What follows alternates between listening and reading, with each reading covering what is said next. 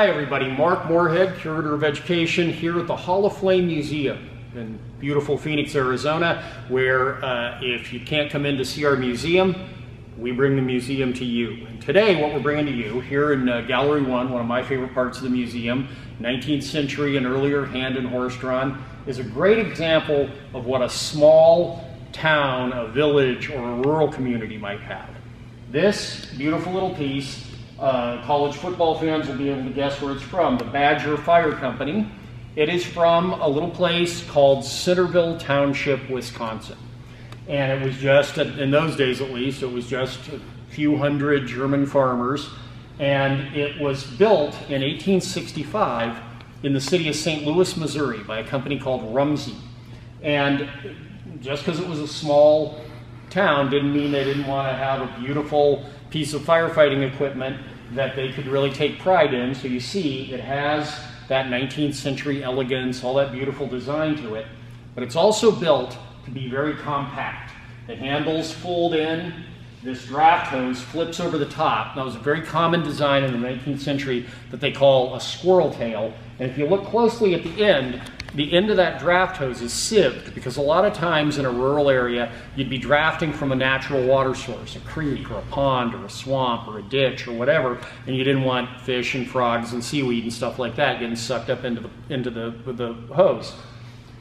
And as you can also see though, in spite of all that, this is built to be very compact, so you can just stick it in the corner of a barn or something like that. You don't have to have a dedicated space just for your fire company.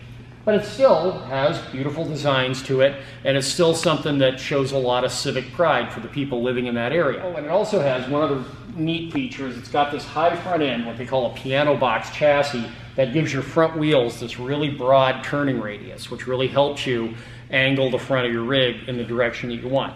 So it's an excellent piece of craftsmanship, excellent piece of engineering, and aesthetically it's very pleasant. But what's really special about this piece to us here at the museum is that this actual piece was used to help fight the Chicago fire.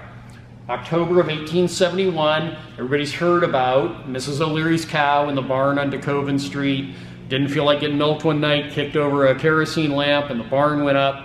A lot of historians now say that that story is almost certainly not true. There's a lot of alternative stories as to why it might have happened, but we won't go into those right now. However it happened, it happened. And 4 days after this fire started down in that area, somewhere in the neighborhood of a third of the city of Chicago had burned, lots of people had died, major buildings had been wiped out. The guys in this little town loaded this onto a flat car, and they, just like a lot of small companies from all over the upper Midwest, took this by train down to Chicago. They didn't actually get there until the 4th day, so it's hard to say how much they really got to do, but supposedly at least these guys got to spray a little water on the tail end of the Great Chicago Fire. So it's near and dear to our heart for that reason.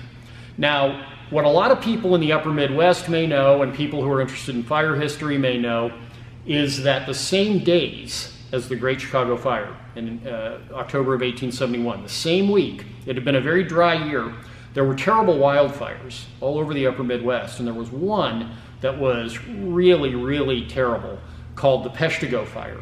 And that burned out of control for the same time that the Chicago Fire was happening, killed more than 1,000 people, wiped out a bunch of little towns in Wisconsin and Michigan. It went over the border.